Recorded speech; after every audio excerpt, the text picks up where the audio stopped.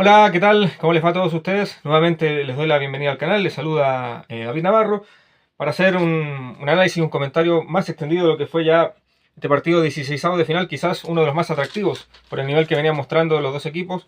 Brasil quizás encontrando el equipo en el camino frente a Haití, frente a Escocia, ya consolidando su idea. Y Japón que luchó de par en par contra Países Bajos, contra Suecia, y por supuesto le había dado un baile a Túnez. Y era quizás el partido más esperado, con el permiso de lo que viene también entre Países Bajos y Marruecos. Y hay mucho que comentar. Para empezar, bueno, sabemos el resultado, Brasil lo dio vuelta. Muchos dicen, Brasil siempre gana, sí, pero ganó respondiendo obviamente a su jerarquía individual, pero también a saber cómo vulnerar a un equipo que no le estaba superando, pero sí le estaba dominando el partido y le estaba sosteniendo una ventaja. Y Japón lo estaba haciendo bien. Para empezar, decir que lo de Japón no es casualidad. Por lo menos desde que yo tengo recuerdos y desde que Japón empieza a jugar habitualmente en los mundiales, ha ido superando etapas. A veces con altos y bajos, pero siempre siento que ha dado pasos hacia adelante. Y sus jugadores cada vez obviamente están más cotizados, están en mejores ligas. Y ahora se ha demostrado, sobre todo en un tema de juego colectivo. Por ahí a Japón le faltó quizás saber defenderse, sobre todo en el juego aéreo, quizás por un tema de genética, de complexión. Son jugadores más pequeños, un poco más débiles físicamente.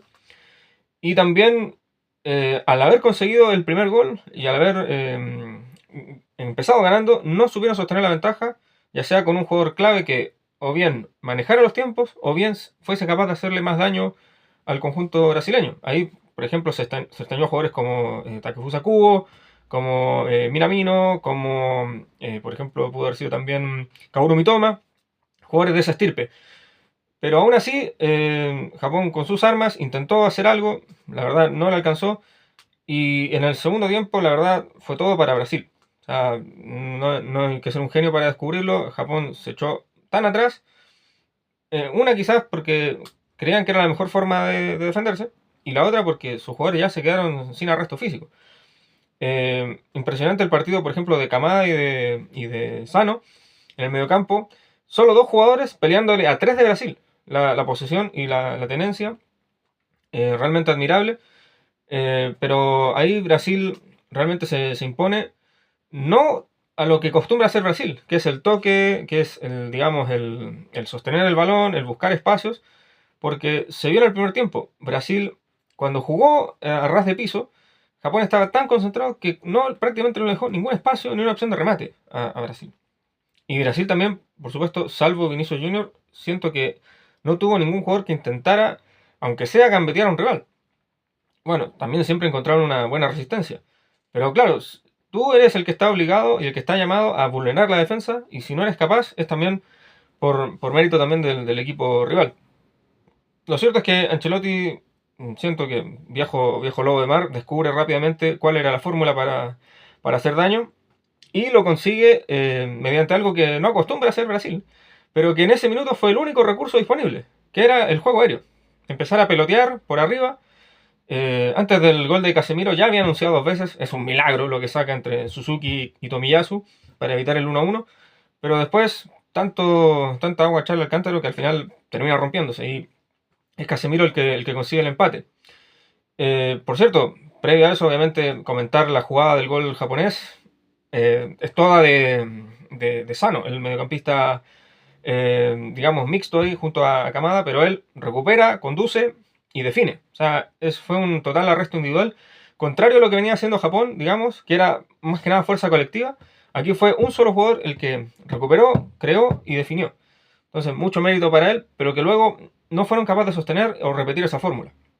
Y lo había dicho, no contar también con un jugador tan diferencial como para seguir haciendo daño, yo creo que fue lo que más le pesó a Japón.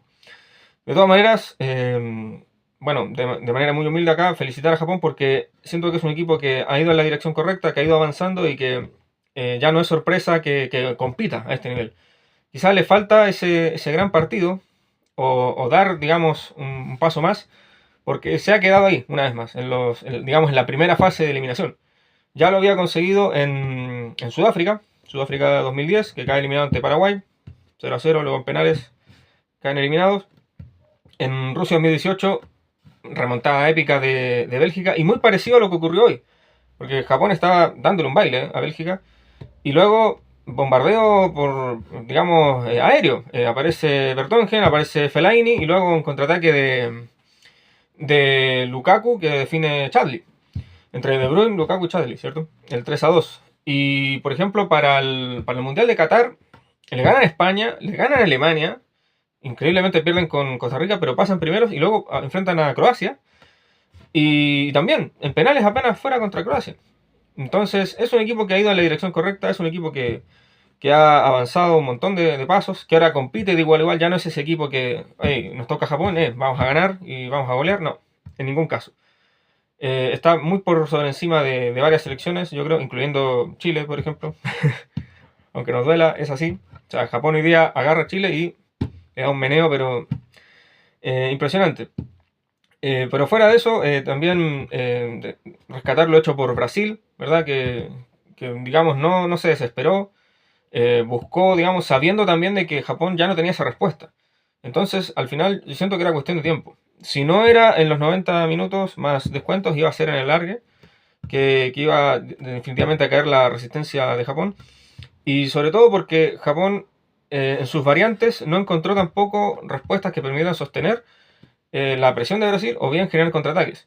Lo de Maeda, para mí, impresionante. Un jugador que salió después ya del 2-1. O sea, un jugador, yo creo que si le miden ahí la cantidad de kilómetros, yo creo que sobrepasó los 10, 11 kilómetros.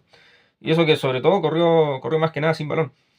Lo ya he dicho, Kamada y Sano, una dupla espectacular. Quizás no les quede mucho a ellos juntos. Ahí quizás haya también que hacer una reingeniería. Ao Tanaka entró muy bien. Quizás ese sería el jugador más lógico que asumiera el relevo de jugadores como Daichi Kamada. Y bueno, de ahí en más, seguir buscando talento diferencial, porque es quizás lo que le falta a Japón. Porque quizás si Japón ya tenía digamos, el espíritu de aguantar y contraatacar, le faltaba aún así jugadores que definieran mejor. O ya obteniendo la victoria, o manejando esa victoria, jugadores que controlaran esa ventaja. Entonces, yo creo que ahí eso es lo que le falta a Japón, más allá de la experiencia, el oficio particular de algún jugador, es el tipo de jugador, es la manera de afrontar las ventajas y los partidos.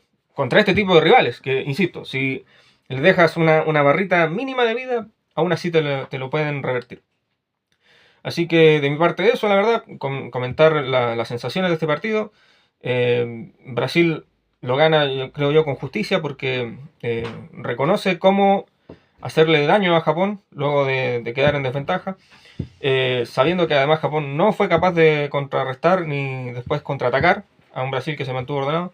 Brasil también respondiendo a esa superioridad, digamos, o a esa desventaja que le generó Japón, con la participación más activa de jugadores como Danilo, como Douglas Santos, los laterales sobre todo, que al principio no pasaban mucho.